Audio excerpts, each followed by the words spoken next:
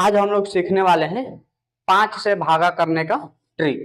देखिए, जब आप मैथ के सवाल बनाते हो, ठीक है, कंपटीशन की तैयारी करते समय जब आप मैथ की सवाल बनाते हो, तो सवाल बनाते समय आपको अपने समय का ख्याल होनी चाहिए। कम समय में आपको ज्यादा प्रश्न बनाना चाहिए। तो उसके लिए कुछ ट्रिक आप अगर जान जाते हैं, कैलकुलेशन करने के कुछ तरीका जान जाते हैं, तो कुछ समय आपका जरूर बचेगा। उसी ट्रिक में से एक ट्रिक हम आपको सिखाने वाले हैं, और इस ट्रिक का नाम है 5 से भागा करने का तरीका। ठीक है, आप कैसे किसी संख्या में 5 से भागा करोगे तो आपका समय बच सकेगा। ठीक है, सबसे पहले नोट कर लीजिए आज का टॉपिक, 5 से भाग करने का ट्रिक। चलो, ये आपका टॉपिक है, 5 से भाग करने का ट्रिक। ठीक है, अब देखिए, आपको कोई जीरो वाला नंबर दिया रहेगा ना, तो जीरो वाला नंबर तो आपको भाग करने में कोई ज्यादा परेशानी नहीं रहेगी।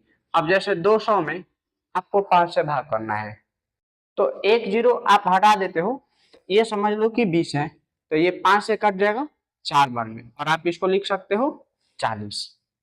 ठीक है, तो ये जीरो वाले नंबर्स में भागा करने में कोई दिक्कत नहीं है।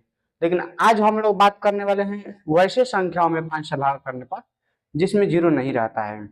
ठीक है, जिसमें जीरो नहीं रहता है, देखो आप उसका भी भाग बिना ज्यादा कैलकुलेशन के किया जा सकता है।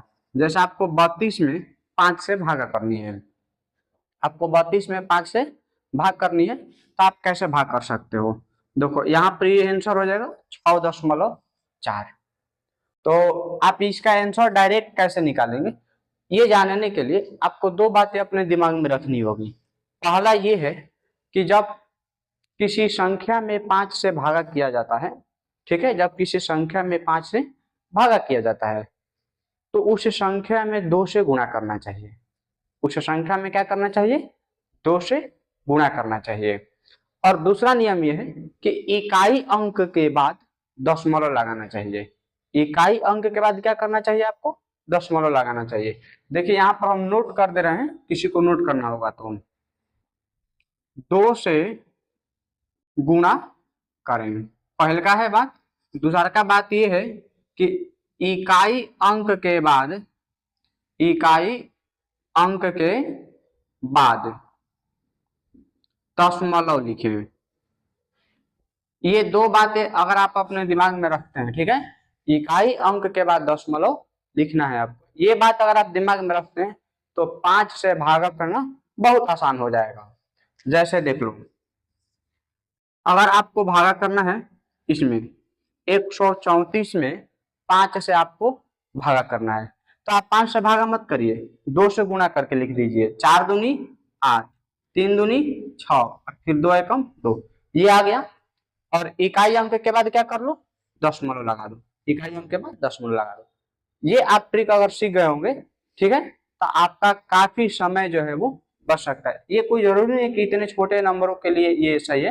आप कितना भी बड़ा नंबर ले लेते हो, कोई भी एक काफी बड़ा नंबर मान लो हम ले लेते हैं, ये है आपके पास एक नंबर, और इसमें आपको 5 से भागा करनी है, इसमें आपको 5 से भागा करनी है, तो आप कैसे करोगे?